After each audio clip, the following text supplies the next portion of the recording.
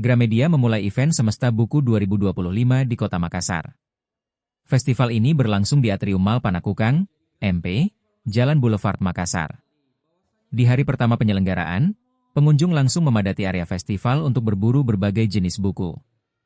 Koleksi buku yang dihadirkan sangat beragam mulai novel, komik, sastra, buku anak, hingga self-improvement dan buku psikologi.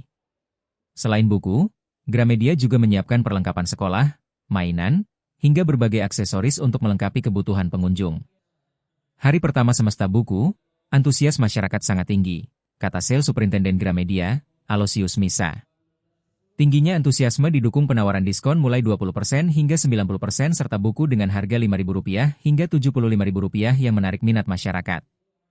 Gramedia juga menargetkan penjualan mencapai 10.000 eksemplar per hari dengan asumsi kunjungan 2.000 orang per hari selama festival berlangsung.